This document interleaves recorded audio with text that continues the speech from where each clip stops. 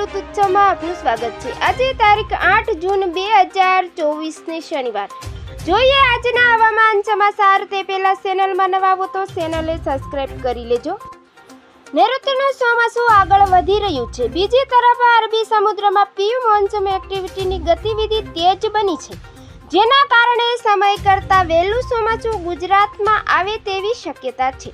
હવામાન નિષ્ણાંતના જણાવ્યા પ્રમાણે ચોમાસું ઝડપથી આગળ વધી રહ્યું છે।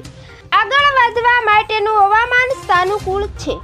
ચોમાસું સમય કરતાં વહેલું મુંબઈમાં અને ગુજરાતમાં પહોંચે તેવી શક્યતા છે। અરબી સમુદ્રમાં ડીપ ડિપ્રેશનને કારણે વરસાદ થવાનો છે।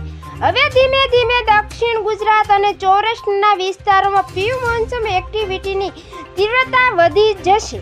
9 તારીખ સુધી ઘણી જગ્યાએ પ્રી મોન્સૂન એક્ટિવિટીના અસર રૂપે ઝાપટા પડશે। 10 થી 13 તારીખમાં ગુજરાતમાં વરસાદ પડશે, તેમાં સૌરાષ્ટ્ર અને દક્ષિણ ગુજરાતના અનેક ભાગોમાં વાવણી લાયક વરસાદ પણ થઈ શકે છે।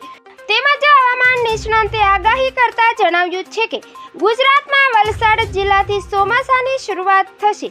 વલસાડ અને સૌરાષ્ટ્રના 3 જિલ્લા ગીર સોમનાથ, અમરેલી અને જૂનાગઢમાં વરસાદ થશે। 13 અથવા 14 તારીખથી ચોમાસાની શરૂઆત થઈ શકે છે। આ વર્ષે ચોમાસાની ધમાકેદાર એન્ટ્રી થશે।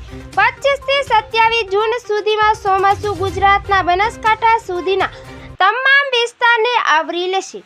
ચોમાસું હાલ આગળ વધીને મહારાષ્ટ્ર સુધી પહોંચી ગયું છે અને મુંબઈમાં ચોમાસા પહેલા વરસાદની શરૂઆત થવાની શક્યતા છે। તેમજ ગુજરાતના કેટલાય વિસ્તારોમાં ઝડપી પવન ફૂંકાવાની શક્યતા છે।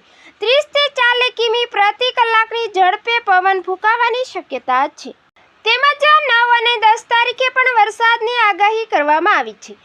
નવસારી, વલસાડ, ડાંગ, તાપી, સુરત તેમજ નર્મદા, ભરૂચ, છોટાઉદેપુર, વડોદરા તેમજ આણંદ, પંચમહાલ, દાહોદ, ખેડા, મહીસાગર, અરવલ્લી, અમદાવાદ અને ગાંધીનગર જિલ્લાના વિસ્તારોમાં મધ્યમથી હળવા વરસાદની આગાહી કરવામાં આવી છે। આ ઉપરાંત સૌરાષ્ટ્રના પોરબંદર, જૂનાગઢ, રાજકોટ, બોટાદ, ભાવનગર, અમરેલી અને ગીર સોમનાથના જિલ્લાઓમાં પણ વરસાદની આગાહી કરવામાં આવી છે।